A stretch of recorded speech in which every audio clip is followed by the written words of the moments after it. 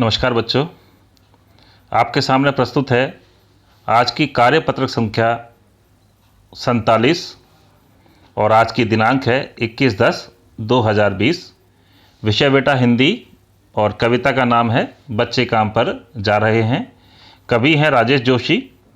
तो बेटा इस कविता का आगे वाचन करने से पहले हम कविता की पूर्व पीठिका पर चर्चा कर लेते हैं, अर्थात इससे पहले हमने क्या पढ़ा है उसको हम जान लेते हैं। तो बच्चों, जैसा कि कवि ने हमारे सामने कविता में एक प्रश्न रखा है कि बच्चे काम पर क्यों जा रहे हैं। सर्दी के मौसम में कोहरे से ढकी सड़कों पर बच्चे काम पर जा रहे हैं। कवि इस बात को एक प्रश्न की तरह हमारे सामने रखते हैं कि आखिर बच्चे काम पर क्यों जा रहे हैं। इन बच्चों को इस उम्र में स्कूल में होना चाहिए, खेल के मैदान में होना चाहिए या घर के आंगन में होना चाहिए। क्या ये सब चीज़ें ख़त्म हो गई हैं? क्या इन बच्चों के लिए स्कूल नहीं बचे हैं, किताबें नहीं बची हैं, खेल की सारी सामग्री ख़त्म हो गई है, घर का आंगन ख़त्म हो गया है? अगर है तो वाकई में भयानक है।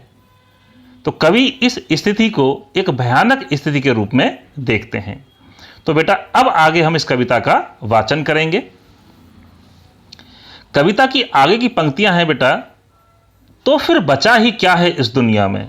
अर्थात कवि ये कह रहे हैं कि अगर वाकई में ऐसा है कि सारे खिलौने खत्म हो गए हैं, स्कूल की दीवारें टूट गई हैं, स्कूल खत्म हो गया है, किताबें नहीं बची हैं, घर का आंगन खत्म हो गया है, तो इस दुनिया में कुछ नहीं बचा, अर्थात दुनिया खत्म हो गई है।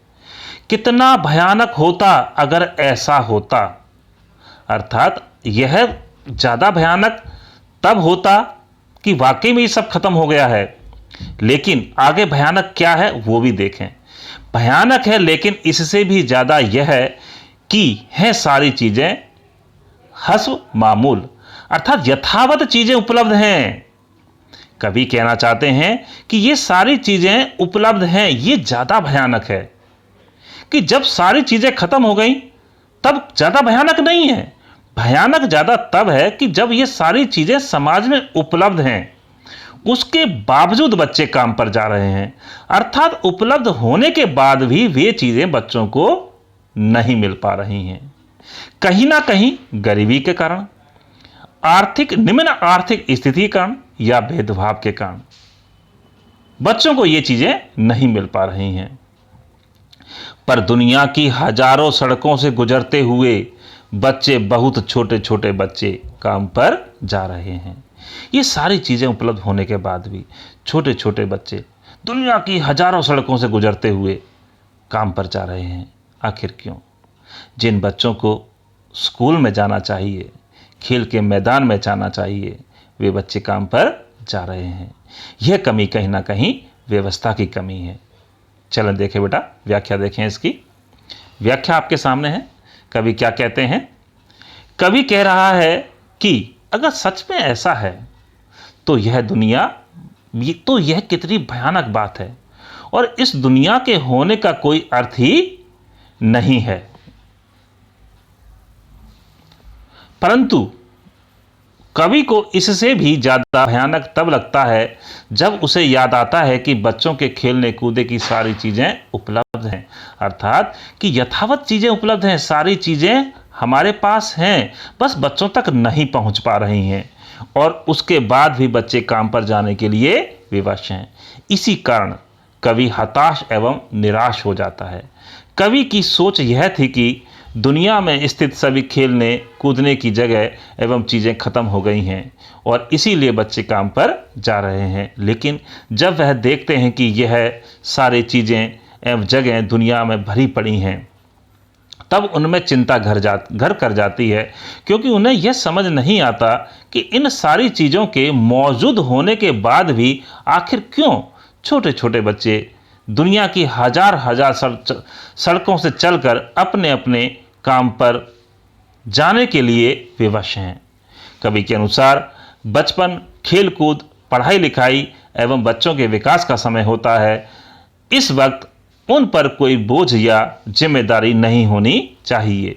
इसीलिए उन्होंने हमारे सामने यह प्रश्न उठाया है, काम पर क्यों जा रहे हैं बच्चे, जिन बच्चों को जाना चाहिए स्कूल में। चलिए बच्चों, प्रश्न उत्तरों पर चर्चा कर लेते हैं बेटा आपके सामने। पहला प्रश्न है, आप देख रहे हैं। पहला प्रश्न बच्चों, बच्चे काम पर जा रहे हैं, कवि को ज्यादा भयानक कब लगता है? तो इसका उत्तर देखें बेटा, हमने व्याख्या में चर्चा की थी इसके उत्तर पर। कवि को सबसे ज्यादा भयानक तब लगता है जब बच्चों के खेलने कूदने की सारी चीजें उपलब्ध होने के बाद भी बच्चे काम पर जाने को विवश हैं। अर्थात बच्चों के खेलने की चीजें, बच्चों के पढ़ने की चीजें, सभी चीजें उपलब्ध हैं, लेकिन बच्चे फिर भी काम पर जा रहे हैं, आखिर क्यों? प्रश्न 2 देखें बेटा। प्रस्तुत कविता में कवि ने बच्चों से बचपन छीन लिए जाने की पीड़ा व्यक्त की है, उनका इशारा किसकी ओर है? लिखिए। उत्तर देखें बेटा इसका। प्रस्तुत कविता में कवि का इशारा समाज में व्याप्त बाल श्रम, गरीबी, आर्थिक असमानता इत्यादि की ओर इशारा कवि कर रहे हैं। प्रश्न 3 देखें बेटा। प्रश्न 3 देखें बेटा। अपने मित्र या भाई बहन के साथ बातचीत करके लिखिए कि सुविधा और मनोरंजन के उपकरणों से बच्चे वंचित क्यों हैं? उत्तर देखें इसका। बच्चे पढ़ना चाहते हैं और उनके माता पिता भी उनको पढ़ाना चाहते हैं। निम्न श्रेणी के बच्चों की आर्थिक स्थिति खराब है। अपने परिवार का भरण पोषण करने के लिए वे आय का जरिया मात्र बनकर रह गए हैं। गरीबी, मजबूरी और आर्थिक असमानता के कारण बच्चे सुविधा और मनोरंजन के उपकरणों से वंचित हैं। प्रश्न 4 देखें बेटा। प्रश्न 4 आपके सामने बच्चों। बच्चों का काम पर जाना धरती के एक बड़े हादसे के समान क्यों है? उत्तर है इसका। आज के बच्चे कल का भविष्य हैं। यदि समाज में बच्चों की प्रगति पर अंकुश लगा दिया जाए तो देश का भविष्य अंधकारपूर्ण होगा। हमारा देश एक प्रगतिशील देश है। बच्चे भी इस प्रगति का एक अभिन्न अंग हैं।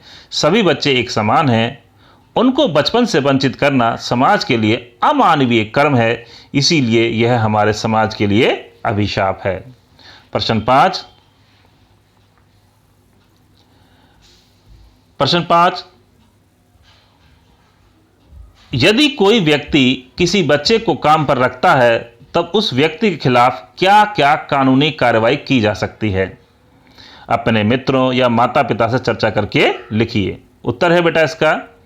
यदि कोई व्यक्ति 14 वर्ष से कम उम्र के बच्चे को काम पर रखता है या 14 से 18 वर्ष के बच्चे को खतरनाक व्यवसाय में काम देता है तो उसे 6 महीने से 2 वर्ष तक की सजा हो सकती है तथा साथ ही साथ 20,000 से लेकर 50,000 तक का जुर्माना भी हो सकता है। धन्यवाद बेटा। ये थी आज की आपकी वर्कशीट।